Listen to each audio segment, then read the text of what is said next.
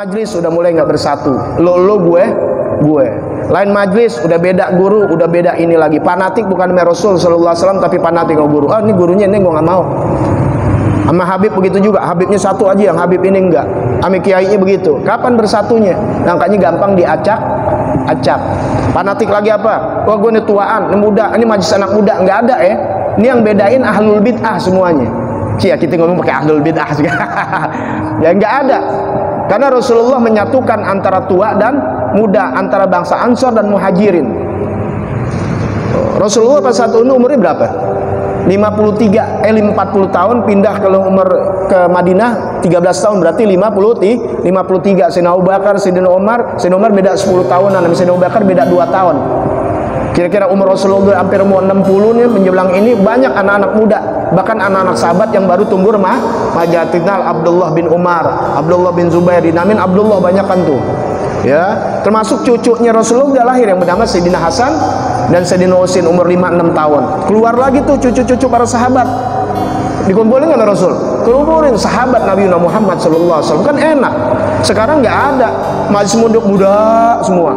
Yang tua, jangan inti ada majlis orang tua selagi itu baik, ajarannya baik, benar, duduk nggak apa-apa. Nggak ada golong-golongan. Sekarang inti lihat di masjid, di musola, di mana ya tua, mudamu, ini yang gampang diadu domba. Kalau si sanu yang si fulan ini nggak mau ada bersatu. Ya, makanya kalian bersatu.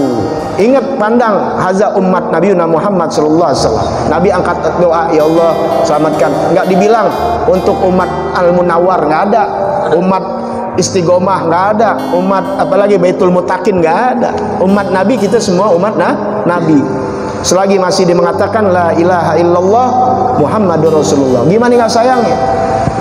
Tuh, makanya yang jadi bermasalah ketika dia bukan punya dosa kepada Allah, dosa dia kepada manusia. Ini yang Allah nggak bakal maafkan, melainkan orang tersebut ridho.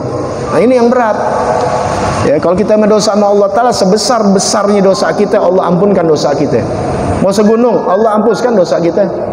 Karena Allah maghfiratunya ausa' min dunubina, lebih luas dari dosa, bukan dosa kita, dosa umat manusia dikumpulkan dengan rahmat dan ampunan Allah, masih lebih jauh luasnya ampunan dan rahmatnya Allah. Apalagi dosa satu orang kita sama Allah, makanya Allah bakal maafin.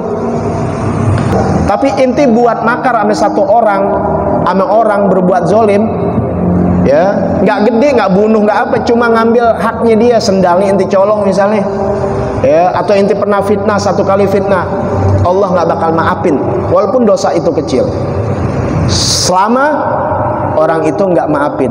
Makanya nanti ada mahkamahnya Allah, pengadilan Allah. Kalau orang itu redho, selesai. Tapi kalau orang itu nggak redho, maka haknya harus diambil sebagaimana dia berbuat zalim dalam dunia. Maka pesan guru aneh almarhum sebelum meninggal, beliau mengatakan, dosa kita udah cukup sama Allah banyak, jangan buat dosa sama orang lain. Ya, umumnya sama makhluk Allah. Makhluk Allah berarti termasuk binatang, termasuk tumbuhan. Nggak boleh kita rusak alam dan sebagainya, binatang nggak boleh. Apalagi kepada yang dimuliakan Allah, yaitu manusia. Apalagi kepada orang beragama, apalagi khususnya kepada muslimin muslimat. Jaga hak-hak mereka. Udah tenang, hidup surga udah insyaallah. Ya, yang penting tapi jangan tinggal hablum minallahnya, yang wajib-wajibnya gitu, yang wajib dulu dah. Ya, buat kebaikan, tebarkan kebaikan. Ya, insyaallah kita selamat dunia akhirat. Amin. Sirrul Fatihah.